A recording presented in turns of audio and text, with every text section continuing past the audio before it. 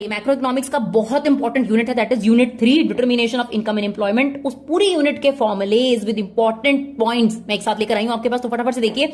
APC का formula होता है सी अपॉन वाई, एपीएस का फॉर्मुला होता है एस अपॉन वाई। इन दोनों का सम हमेशा 1 होता है, कभी एक वैल्यू दे रखी हो तो दूसरी 1 में से माइनस करके निकालनी है। एमपीसी का फॉर्मुला होता है delta C upon delta Y, MPS का फॉर्मुला होता है delta S upon delta Y, दोनों का सम होता है 1। कंजम्पशन फंक्शन या इक्वेशन पूछी हो तो ये होता है सी बार। सी बार मतलब ऑटोनॉमस कंजम्पशन, जब नहीं इनकम हो तब भी कंज्यूम करते हैं। बी मतलब एमपीसी इंटू में वाई। सेविंग फंक्शन में यहां पर क्या हो जाता है माइनस सी बार, और ये बी की जगह आ जाता है 1 माइनस बी, जो बेसिकली क्या हो गया MPS into Y.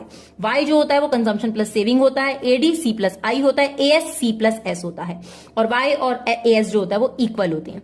Investment multiplier के आपके पास 3 फॉर्मुलेज है, कोई भी वैल्यू दी हो तो उसके हिसाब से यह फॉर्मुला अप्लाई करेंगे। तो K is equal to delta Y upon delta I, या 1 अपॉन एमपीएस, या 1 अपॉन 1 माइनस एमपीसी। क्लियर। और एक चीज याद रखना, के यानी इन्वेस्टमेंट मल्टीप्लायर एमपीसी के साथ डायरेक्टली रिलेट करता है, तो ऑब्वियस सी बात है एमपीएस के साथ इनवर्सली रिलेट करेगा। तो एक याद करोगे ना, दूसरा ऑटोमेटिकली रिवर्स याद हो जाएगा। मैक्सिमम वैल्यू ऑफ के बहुत बार पूछी जाती है तो नॉट डिफाइंड है।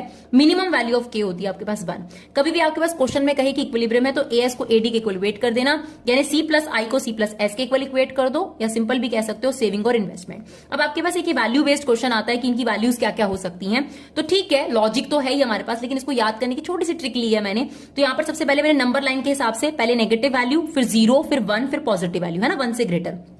एपीसी सबसे पहला होता है, फिर एपीएस आएगा, फिर एमपीसी, फिर एमपीएस। तो इसमें कैसे याद करना है, देखो ये दोनों बड़े आराम से याद हो जाएंगे, क्योंकि देखो सेम है। No yes yes no, no yes yes no, पहले वैल्यूज याद करनी है, फिर ये सेम हो गया, ये वाला याद हो गया। अब यहां देखो नो नो यस यस, और यहां आ गया यस यस नो नो। तो याद करने के बाद आपके लिए क्वेश्चन और आसान हो जाएगा, बट लॉजिकली एक्सप्लेनेशन के लिए आप हमारी पूरी वीडियो देख सकते हैं।